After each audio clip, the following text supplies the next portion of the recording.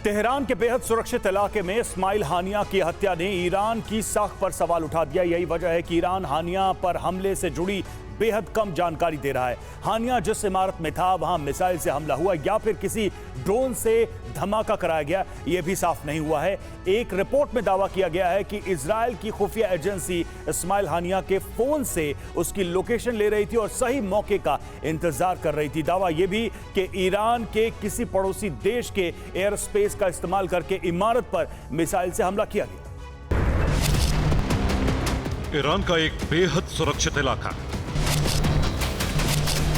राजधानी तेहरान का वो वीवीआईपी जोन जहां विदेशी मेहमान और बड़े लीडर्स रहते हैं।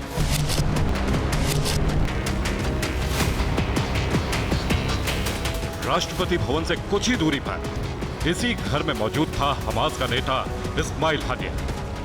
लेकिन तेहरान के सेफ जोन की तमाम सुरक्षा को भेदकर एक ऐसे हमले को अंजाम दिया गया जिसमें इस्माइल हानिया अपने बॉडीगार्ड के साथ मारा गया। इस पर्दे को देखकर अंदाजा होता है कि हमला करने वालों को हानिया की कितनी सटीक जानकारी थी। पूरी बिल्डिंग को उड़ाने की जगह सिर्फ उस हिस्से और उस कमरे में हमला हुआ जहां हानिया मौजूद था।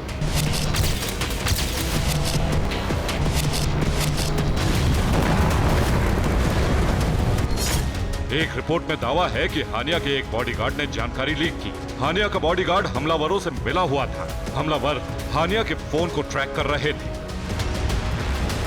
हमला कैसे किया गया इसे लेकर अलग अलग दावे हैं। पहले दावे के मुताबिक इस्माइल हानिया को मारने के लिए एक ड्रोन का इस्तेमाल किया गया।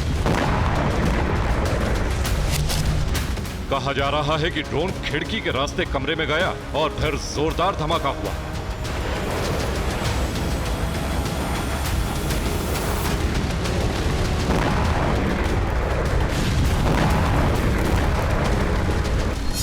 अंदेशा है कि हमले के लिए छोटे क्वाडकॉप्टर का इस्तेमाल हुआ क्योंकि राष्ट्रपति भवन के पास एयर डिफेंस तैनात है। छोटे ड्रोन में विस्फोटक लगाकर हमले की आशंका है।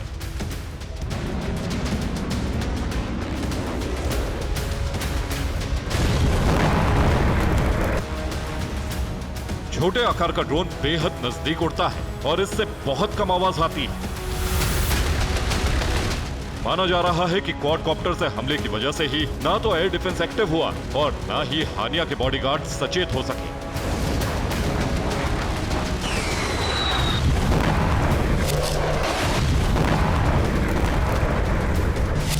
ईरान में हानिया को 3 लेयर प्रोटेक्शन दी गई थी। यानी पहला घेरा ईरान की पुलिस का था जो इस पूरे इलाके के चारों तरफ तैनात थे। दूसरा घेरा ईरान की सेना के कमांडो का था। ईरान के कमांडो घर के सबसे निचले हिस्से में मौजूद थे। तीसरा लेयर हानिया के पर्सनल बॉडीगार्ड्स का था जो हर वक्त उसके साथ रहते थे। हानिया जब इस इमारत में था तब ईरान के तमाम कमांडो और फिलिस्तीनी बॉडीगार्ड्स भी आराम कर रहे थे क्योंकि इस सेफ जोन में किसी को हमले की आशंका नहीं थी। हालांकि दावा यह भी किया जा रहा है कि ईरान के किसी पड़ोसी देश के एयर स्पेस से फाइटर जेट से यह हमला किया गया। हानिया जिस घर में मौजूद था उसके आसपास का इलाका बिल्कुल खाली है। यही वजह है कि एयर स्ट्राइक के जरिए इमारत के बीच के हिस्से पर हमला करना आसान था। सुरक्षा एजेंसियों को शक है कि फाइटर जेट से किसी मिसाइल का इस्तेमाल किया गया होगा।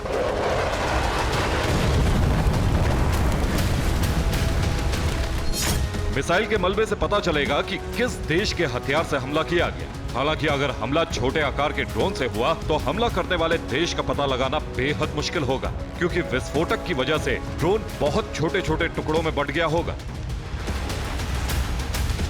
गाजा में हमास के डिप्टी चीफ खलील अल हैया ने दावा किया है कि इस्माइल हानिया की मौत मिसाइल हमले में हुई। अल हैया के मुताबिक हानिया के रूम की दीवारें क्षतिग्रस्त हो गई। शक्तिशाली मिसाइल हमले की वजह से खिड़कियां और दरवाजे भी टूट गए।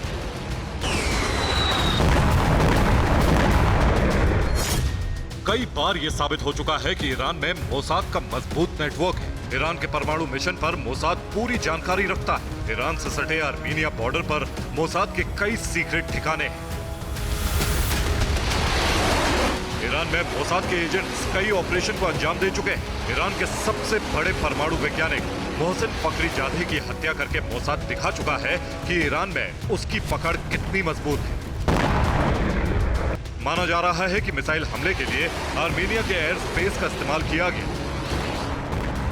आशंका यह भी है कि हानिया की हत्या के लिए स्पाइक मिसाइल का इस्तेमाल हुआ। स्पाइक एक नेवल और सरफेस टू एयर मिसाइल है।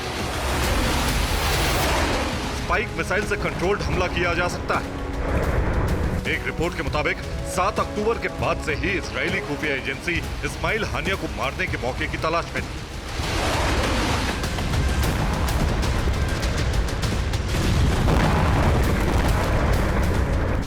एक रिपोर्ट के मुताबिक व्हाट्सएप के जरिए मोसाद को हानिया की लोकेशन मिली। इजरायली खुफिया एजेंसी ने स्पाईवेयर वाला एक व्हाट्सएप संदेश भेजा था।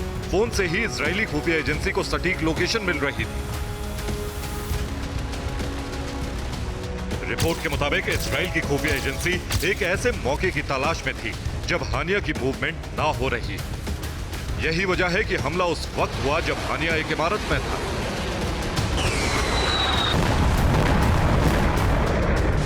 इजरायली खुफिया एजेंसी की कोशिश थी कि हानिया की मौत के वक्त उसके साथ ईरान का कोई बड़ा नेता ना हो, इसलिए हमला ऐसे वक्त में किया गया जब हानिया से किसी के मिलने का कार्यक्रम नहीं था।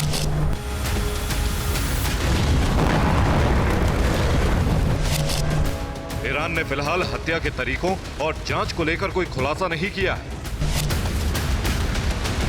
लेकिन पूरी दुनिया जानती है कि मोसाद के सीक्रेट ऑपरेशन किस तरह के होते हैं।